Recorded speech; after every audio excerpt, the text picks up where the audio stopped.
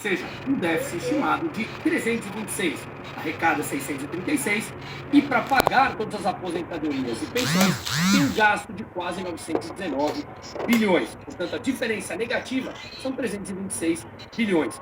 Se continuar nesse mesmo ritmo, e vamos mostrar por quê, em 2040 esse déficit chegará em 722 bilhões. Na mesma projeção, vamos ver mais dados em breve, em 2100 esse rombo seria de 25,5 trilhões de reais. Hoje, em 2024, para ter uma ideia, o PIB brasileiro está entre 11 e 12 trilhões. O PIB, o resultado de tudo que o Brasil produz. Imagina somente na Previdência um rombo de 25,5 trilhões de reais. Mas veja bem, como nós falamos aqui, se em 2024 for concretizado, não for mais, hein, esse rombo de 326 bilhões, representa 2,5% do PIB brasileiro, apenas no rombo das contas da Previdência. Se mais pessoas pararem de contribuir com o sistema, obviamente, aí o castelo de cartas cai. E por que mais pessoas parariam de contribuir com o sistema? E não é que parariam, já estão parando. Vamos analisar mais dados aqui. 3 pontos importantes que têm levado a isso. O primeiro é o aumento da informalidade. Segundo esse gráfico, também elaborado pelo Poder 360, houve aumento de 26,7% no número de trabalhadores sem carteira assinada de 2016 a 2023, de acordo com a Confederação Nacional do Comércio de Bens, Serviços e Turismo. Ou seja, no ano passado atingimos 13,5 milhões com empregos informais. Muitos não querem ir para a formalidade, porque é mais caro.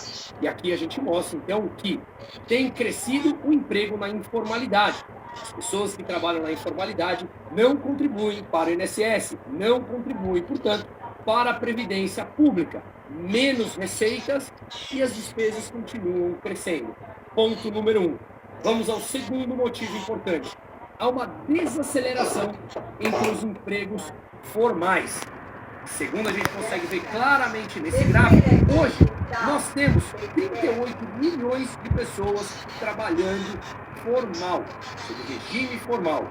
Teve um crescimento de 3% em 2023, ainda cresceu em relação a 2022.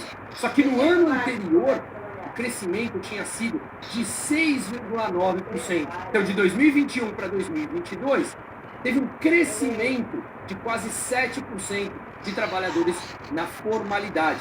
No ano passado, foram 3% de crescimento, praticamente metade. Ou seja, menos pessoas contribuindo para a Previdência Pública. Vamos ao terceiro motivo: envelhecimento dos brasileiros. A população com 65 anos ou mais aumentou 6,5% de 2010 a 2022. Eram 14,1 milhões de brasileiros e agora 22,2 milhões. Esse grupo hoje representa quase 11% da população brasileira. E o que isso impacta?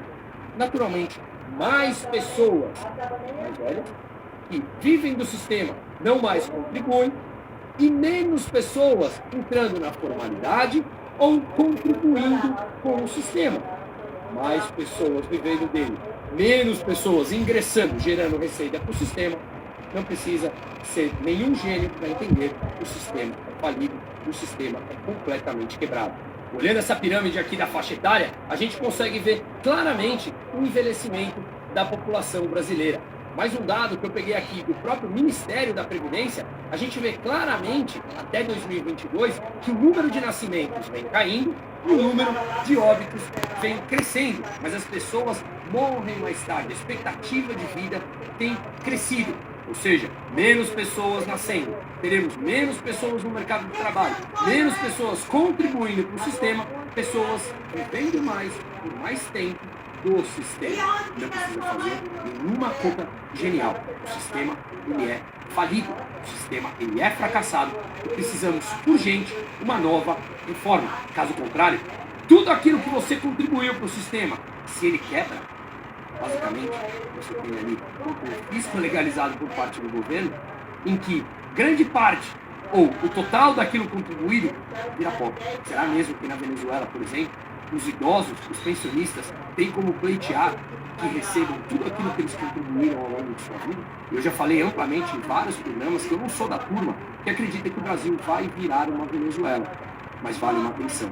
A gente pode ter um confisco muito sério, como eu falarei na parte 2 aqui, que é basicamente o governo inflacionando a moeda, porque o sistema ele é quebrado, e aqui, com poucos dados, a gente já mostrou isso. Mas temos que levar em consideração que a taxa de desemprego que tem sido divulgada de 7,8%, ela é totalmente obsoleta, justamente por um fato, em que as pessoas que não estão trabalhando e depois de um tempo não mais procuram empregos, eles saem da estatística. Portanto, são pessoas que não estão trabalhando e que não contribuem com o sistema. É provável que o número de pessoas não trabalhando, desempregadas, é bastante maior do que esses 7,8 anunciados. E isso é simplesmente uma metodologia de como é divulgado. O ponto que eu quero levar em consideração aqui, não estou dizendo que esse número é forjado, é a metodologia, mas sim menos pessoas contribuindo para esse sistema.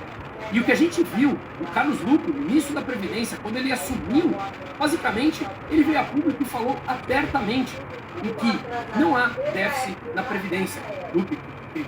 Lupe critica a reforma da Previdência e nega déficit. Veja, abre aspas porque ele falou aqui. A Previdência não é deficitária. Vou provar isso a cada dia que eu estiver nesse ministério e vou provar com números, com dados, com informações. Ora, senhor Carlos Lupe, você não consegue mentir que 2 mais 2 são 4. A Previdência não é deficitária está disponível em todos os sites, inclusive no Ministério da Previdência. Seja mais cuidadoso com a informação, porque hoje a gente consegue checar tudo aquilo que vocês falam e vocês mentem compulsivamente porque querem criar mais manipulados para sustentar esse sistema falido, esse sistema quebrado. Vocês precisam de dinheiro para fechar a conta em que os gastos vocês não param de crescer. Mas a gente está ficando cada vez mais atento e o maior número de pessoas tem entendido esse processo.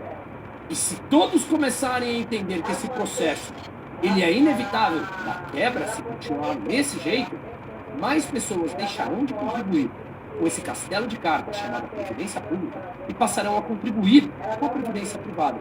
Lembremos que graças ao celular, e graças a canais como esses e tantos outros, a informação está mais fácil na população. Portanto, temos aqui mais um ponto a ser levado em consideração. A Confederação Nacional dos Municípios afirma que as dívidas previdenciárias das cidades, especialmente as médias e pequenas, com regime próprio, o déficit das cidades, totalizaram mais de 43 bilhões de reais. Hoje, as prefeituras utilizam grande parte da arrecadação, através de impostos, para fazer aportes nos sistemas de previdência. Por quê? Porque o recolhimento com os servidores não é mais suficiente para pagar tudo aquilo que ela precisa para cobrir os gastos da Previdência, os aposentados e os pensionistas. Aqui nós temos um fôlego, microfôlego, muito pequeno. A arrecadação está em alta esse ano. No mês de março, foram 190 bilhões de reais arrecadados em imposto. Esse governo não para de subir, estrangular o setor privado para fechar as suas contas. Com a maior arrecadação para o mês de março desde 1995, uma alta de 7,2% em termos reais, se comparados ao mesmo mês do ano passado, ou seja, mais 7% arrecadado por ele, menos 7% no nosso bolso e no bolso das empresas, mais 7% de roubo totalizado, de roubo legalizado, chamado impostos. No primeiro trimestre de 2024, a arrecadação somou 660,8 bilhões de reais, um recorde para o trimestre também. Uma alta de 8,3% em termos reais, comparados com o mesmo período do ano passado. Isso, obviamente, essa maior arrecadação ajuda o governo a cobrir o rombo da Previdência. Mas estamos chegando já naquele ponto da curva de Laffer, onde mesmo aumentando os impostos, a arrecadação em breve começa a cair, porque a população não mais tem fôlego para isso. Lembremos que estamos prestes a aprovar uma reforma da Previdência e que provavelmente teremos o maior IVA do mundo, superando inclusive a Hungria. Seremos um país, sim, que fez a reforma tributária, mas continuamos no manicômio tributário, pagando muito para não ter retorno. E aqui, um ponto importante antes de terminar.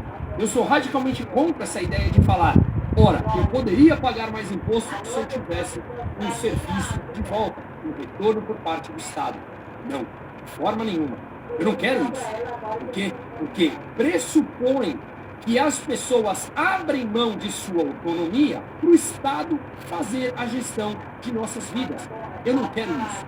Somos adultos e somos maduros o suficiente para coordenar a nossa própria vida. Essa discussão deve ser dissociada, senão, intuitivamente, psicologicamente, já entra na nossa cabeça. Se tivermos retorno, aceitamos pagar 60%, 70% da nossa renda. Não, eu não quero ninguém, nenhum burocrata de plantão e de turno que não nos conhece controlando a nossa vida. Somos adultos e somos protagonistas de nossa própria vida. Portanto, governo, diminua os seus gastos, é justamente o que vocês precisam. A Previdência no rombo, a Previdência está quebrada, ela é um esquema Ponzi e é um castelo de cartas. Ou reforma, ou as pessoas, aos poucos, aprenderão que não querem contribuir para algo completamente falido. E a solução, obviamente, passa por mudar o sistema, reformá-lo, um sistema assim como a Previdência privada, o sistema de capitalização. E vamos lembrar que o sistema de previdência privada, a gente indica aqui para aqueles clientes que têm um perfil aqui na Acovero, eu tenho na minha carteira, por exemplo, ele é interessante porque ele não entra para inventário e o imposto de renda, conectado pelo regressivo, ele é o menor